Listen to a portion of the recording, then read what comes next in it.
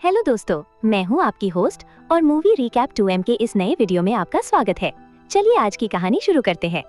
कहानी की शुरुआत में हम एक शिकारी को देखते हैं जो अपनी बेटी के साथ जंगल में जानवरों को पकड़ने के लिए जाल लगा रहा था।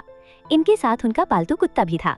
ये 3 लोगों की छोटी सी फैमिली थी जो शहर की भीड़-भाड़ से दूर गहरे जंगलों में रहती थी। इनका गुजारा जानवरों की खाल बेचकर होता था। शिकारी का नाम जो था और वो अपनी बेटी को भी शिकार सिखा रहा था।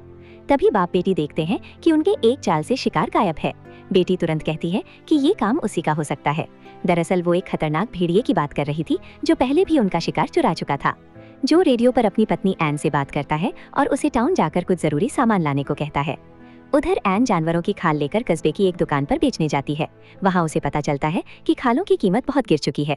दुकान का मालिक कहता है कि आम जानवरों के इतने ही पैसे मिलेंगे। अगर ज्यादा पैसे कमाने हैं तो उस भेड़िए की खाल लानी होगी।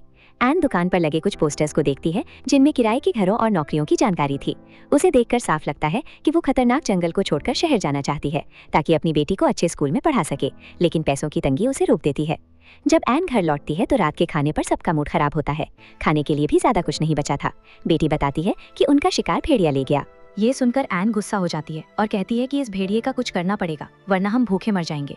जो कहता है कि भेड़िया किसी और इलाके में चला गया होगा, लेकिन एन को डर था कि वो उनकी फैमिली को ही निशाना बना रहा है। एन पुलिस के पास जाना चाहती है पर जो मना कर देता है और कहता है कि वो खुद उसे पकड़ लेगा। एन उसे नौकरी का पोस्टर दिखाकर समझाती है कि ये जिंदगी उन्होंने चुनी है पर उनकी बेटी को कोई चॉइस नहीं मिली। उसे पढ़ाई की चिंता होनी चाहिए, भेड़ियों की नहीं। लेकिन जो अपनी जिद पर अड़ा रहता है। अगली सुबह जो भेड़िए का शिकार करने निकलता है तो बेटी की जिद पर उसे भी साथ ले जाता है। कुछ दूर जाने पर उसे भेड़िए के पैरों के निशान मिलते हैं। खतरा भांपकर वो बेटी को वापस घर भेज देता है और खुद आगे बढ़ जाता है। बेटी अकेले लौटते हुए जंगल की डरावनी आवाजों से डर जाती है। उधर एन भी नदी से पानी लाते वक्त अजीब सा डर महसूस करती है, जैसे कोई उसका पीछा कर रहा हो। वो जैसे तैसे घर पहुंचती है। दूसरी तरफ जो को झाड़ियों में भेड़िया नजर आता है और वो उस पर गोली चला देता है, पर भेड़िया भाग निकलता है। जो जब उस जगह की जांच करने जाता है तो वहाँ का नजारा देखकर उसके होश उड़ जाते हैं। वहाँ एक लड़की का कटा हुआ हाथ पड़ा था जिसे वो भेड़िया खा रहा था। जो थोड़ा और आगे बढ़ता है तो उसे कई लड़कियों की कटी हुई लाशें मिलती हैं जिन्हें बेरहमी से एक गोल दायरे में सजाकर रखा गया था।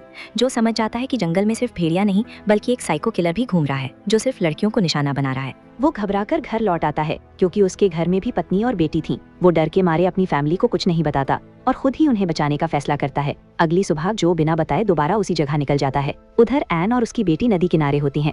तभी बेटी नोटिस करती है कि उनका कुत्ता गायब है। वो उसे ढूंढने झाड़ियों में जाती है तो अचानक उसके सामने वही भयानक भेड़िया आ जाता है। एन जोर से चिल्लाने लगती है जिससे डरकर भेड़िया भाग जाता है। दोनों तुरंत घर लौटती हैं।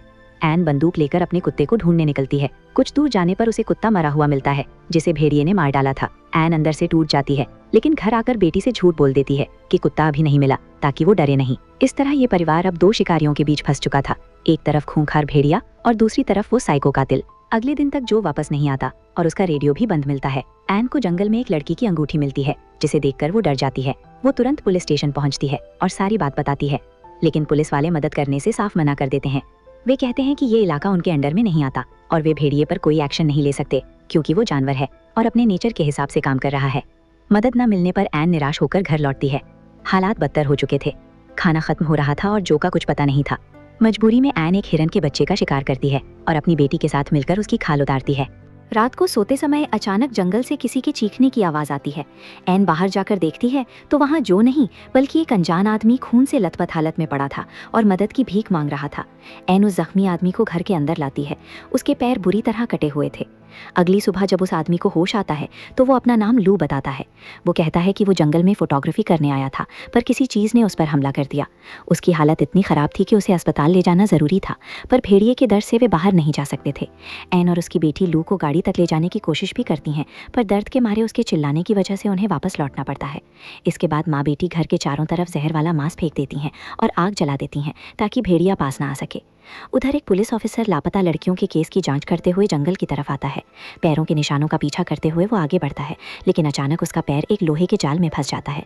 खुद को छुड़ाने के चक्कर में उसका हाथ भी उसी जाल में आ जाता है और वो बुरी तरह वहीं फंस जाता है। असल में ये जाल शिकारी ने कातिल को पकड़ने के लिए लगाया था, पर पुलिस वाला शिकार बन जाता है। इधर एन को जो की बहुत चिंता हो रही थी। वो नक्शा लेकर उसे ढूंढने निकलती है। तभी उसके रेडियो में कुछ आवाज़ आती है। वो आवाज़ का पीछा करते हुए आगे बढ़ती है, पर सामने जो नज़ारा था उसे देखकर उसके पैरों तले ज़मीन खिसक जाती है। वहाँ जो की बेरहमी से कटी हुई लाश पड़ी थी। एन फूट फूट कर रोने लगती है। अब उसके सामने पूरी सच्चाई आ जाती है। जो को भेड़िए ने नहीं बल्कि इसी लू ने मारा था। लू ही वो साइको किलर था जिसने बाकी लड़कियों को भी मारा था। जो ने उसे पकड़ने की कोशिश की थी, पर लू उसे मारकर भाग निकला था।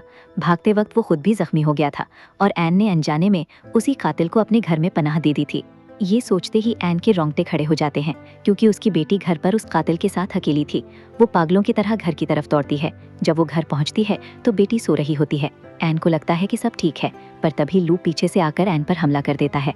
दोनों के बीच हाथापाई होती है और गोली चल जाती है। गोली की आवाज़ से बेटी की आंख खुलती है, पर तब तक लू एन को पीट कर बेहोश कर चुका था। जब एन को होश आता है तो वो देखती है कि वो बंधी हुई है।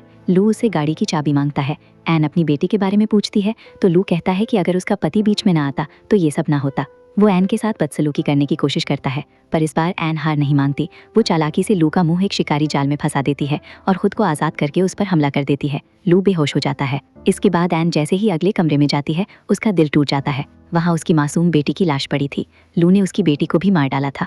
अपनी आंखों के सामने पूरे परिवार को मरा देखकर एन के अंदर की ममता और डर हमेशा के लिए खत्म हो जाते हैं। अब उसके सिर पर सिर्फ और सिर्फ बदले का खून सवार था। वो बेहोश लू को एक टेबल पर मजबूत रस्सियों से बांध देती है। वो अपने कानों में हेडफोन लगाती है, तेज म्यूजिक चालू करती है और एक तेज धार वाला चाकू उठा लेती है। इसके बाद वो लू के साथ वही करती है जो वो सालों से जानवरों के साथ करती आई थी।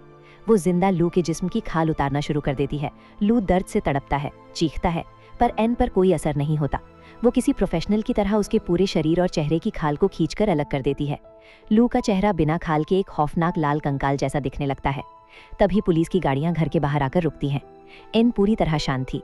वो लू की उतारी हुई इंसानी खाल को समेटती है, बाहर आती है और उसे पुलिस वालों के सामने फेंक देती है। पुलिस वाले उस खाल को देखकर थर-थर कांपने लगते हैं। जब वे घर के अंदर जाते हैं तो लू को बिना खाल के तड़पता हुआ जिंदा पाते हैं। ये खौफनाक मंजर देखकर सबकी रूह कांप जाती है। उधर एन चुपचाप एक कोने में बैठ जाती है। उसके कानों में अब भी गाना बज रहा था। जैसे ही उसे अपने पति और बेटी की याद आती है, वो हेडफोन हटा देती है और इसी सन्नाटे के साथ ये फिल्म यहीं खत्म हो जाती है। दोस्तों, आपको ये कहानी कैसी लगी कमेंट्स में ज़रूर बताएं। अगर वीडियो पसंद आई हो तो इसे लाइक करें, शेयर करें और मूवी रिकैप 2M चैनल को सब्सक्राइब करके बेल आइकन जरूर दबाएं। मिलते हैं अगले वीडियो में।